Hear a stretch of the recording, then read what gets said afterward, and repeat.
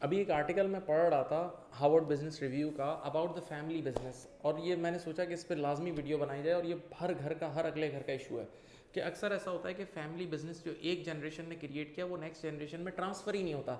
बल्कि रिसर्च ये कहती थी, पहले की रिसर्च ये कहती थी कि सिर्फ 1/3 बिजनेसेस ट्रांसफ़र होते थे, और अब लास्ट 5 ईयर्स का डाटा ये आ रहा है कि 1/3 से कम होकर नंबर 19% हो गया है।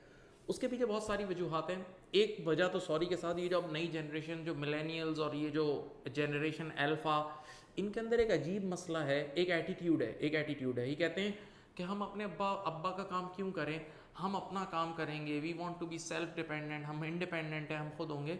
यानी सोचें, जो बड़ा बिजनेस बाप ने क्रिएट किया है, जो दूसरों के लिए सपना है, दूसरों के लिए वहाँ पहुँचना एक ख्वाब है, वो आपको बैठे बैठे मिल रहा है, आप उसी को आगे लेके चलो और कहाँ से कहाँ ले जाओ। लेकिन नहीं, ये मसला है। अच्छा, तो मैं पहले कुछ रीजंस आपके साथ डिस्कस करता हूँ कि ये इशू क्यों है।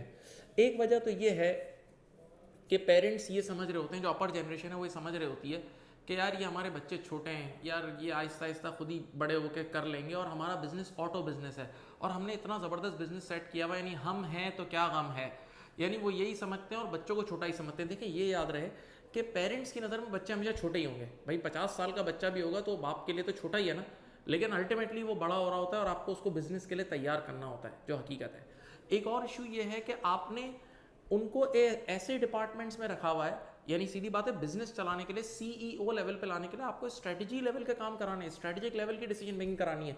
आपने उनको डिपार्टमेंटल रोल्स दिए हुए हैं, फंक्शनल रोल्स दिए हुए हैं सिर्फ। तो अब वो फंक्शनल रोल्स वाला बंदा जब उस सीईओ की टेबल पे आएगा तो शायद वो उस तरह परफॉर्म नहीं कर पाएगा।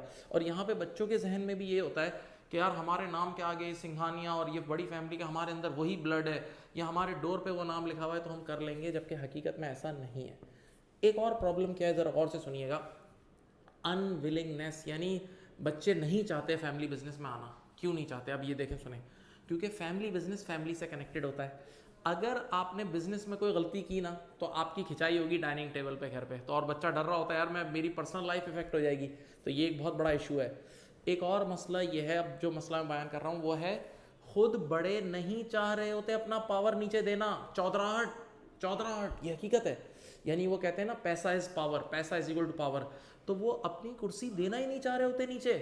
इवन कितने इस पे सीजन आए हुए हैं कि अपनी गद्दी नहीं देनी, अपनी गद्दी। तो भाई ये गद्दी का मतलब यानी चाबी हाथ में नहीं देनी। बड़े बड़े सेठों को मैंने सुनता कहते हुए सुना है कि बेटा चाबी नहीं देना बच्चे को, ये याद, ये इनका एक सेट होता है, माइंड सेट होता है।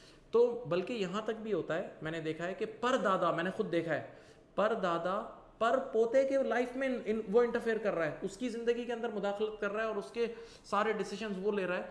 तो आप जब इतने चौधराहट बन के आपको डेलीगेट ही नहीं करोगे तो सामने वाला बंदा क्या मोटिवेट होगा। ये कुछ मसाइल हैं। अब इनके सोल्यूशंस क्या हैं। एक चीज़ तो ये है कि बच्चों को बहुत छोटी एज से अपने बिजनेसेस में इन्वॉल्व करें। एटलीस्ट अपने बिजनेसेस की प्रेमिसेस में ले जाएं, एम्प्लॉयज़ की गैदरिंग्स हो रही हैं उसमें ले जाएं, अपने एम्प्लॉयज़ से इंटरेक्ट करें और इनको अभी कोई प्रोटोकॉल ना दें, आम आदमी की तरह इनको इसमें इन्वॉल्व करें, तो वो ऑटोमेटिकली सीखेंगे। जैसे मैं खुद अपनी एग्जांपल दूं, मैं कितनी जगह स्पीचेस करने जाता हूं, कितनी जगह एज अ गेस्ट स्पीकर जा रहा होता हूं, टीवी चैनल्स पे जा रहा होता हूं, कोशिश करता हूं जब बच्चों की स्कूल जिस टाइम ऑफ होती है तो बच्चों को लेके जाता हूं, उनको मोटिवेट करता हूं कि देखो आपके बाबा स्पीच कर रहे हैं, आपके बाबा को ये अवार्ड मिल रहा है। इससे बच्चों का जहन बनना शुरू होता है। जब देखें, मैं बिजनेसमैन की बात कर रहा हूं तो बिजनेसमैन ने तो डे वन से जहन बनाना है। सेकेंड, भाई कुछ बच्चे ऐसे होते हैं, ये हकीकत है, हमारे मेमनों में तो बहुत है, हमारे मेमन के बच्चे के बारे में, वो कई बार अपने बाप की नहीं सुन रहे होते, यानी अपने घर वालों की, वो घर की मुर्गी दाल बराबर वाली बात है। बाप बेशक जितना बड़ा बिजनेसमैन है दूसरे की तरफ ही देखेंगे। तो कुछ लोग ये भी करते हैं और ये बड़ी इफेक्टिव चीज़ है कि अपने बच्चों को किसी बड़े सेठ के साथ कुछ 6 महीने छोड़ दिया कि भाई इसकी शागिर्दी में चले जा तू, उसकी शागिर्दी में चले जा और कुछ अरसे काम उसके साथ रहे तो तू खुद कारोबार, धंधा, हमारे यहाँ बोलते हैं ना, धंधा सीखेगा। तो ये भी एक टेक्निक होती है कि आप अपने बच्चों को दूसरों के साथ इन्वॉल्व करें।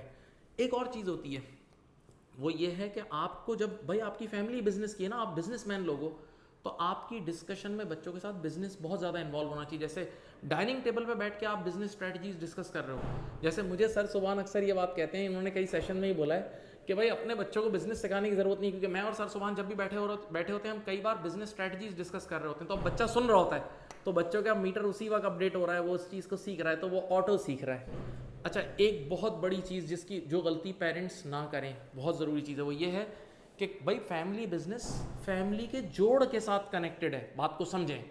भाई कई बार ऐसा होता है, कई माएँ ऐसी होती हैं जो बच्चों के जहन में पहले से बाप के ख़ानदान की नफरत डाल देती है, फूफियों की नफरत डाल देती है, चाचा ताया की नफरत डाल देती है। अब मसला ये है कि बच्चे के जहन में बचपन से जिस चीज़ की नफरत आ गई, वो एक बीज बोया था, वो बन गया, अब दरख्त बन गया।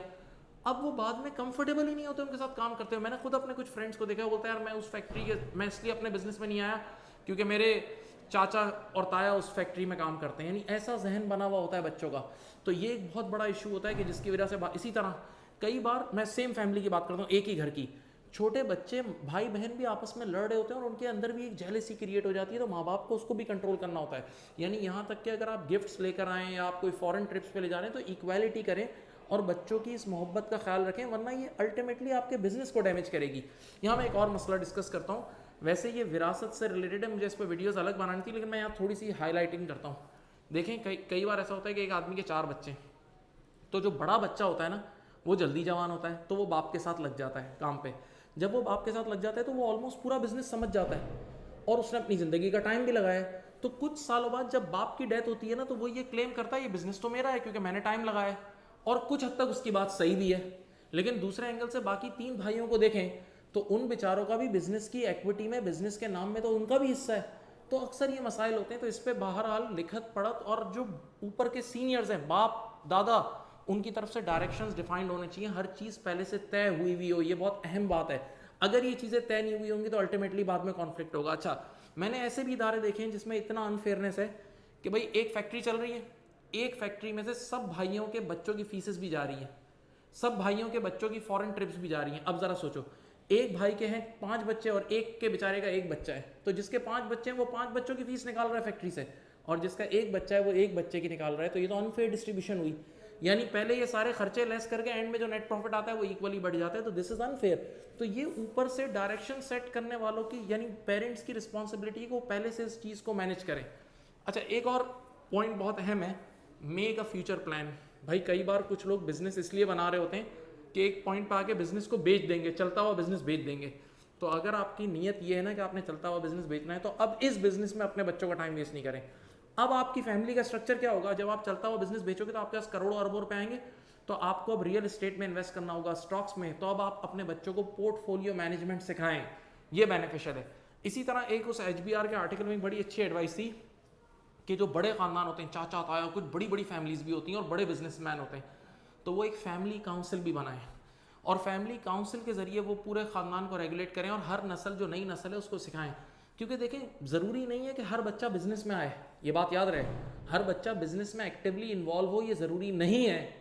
लेकिन याद रहे कि हर बच्चा शेयर होल्डर तो होगा ना, उस खानदान का है तो शेयर होल्डर तो होगा ना।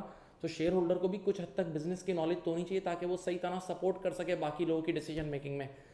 उम्मीद है बातें पसंद आएंगी। मैं चाहता हूँ, देखिए मैंने बहुत कम पॉइंट्स कवर किए हैं, बहुत कम पॉइंट्स कवर किए हैं।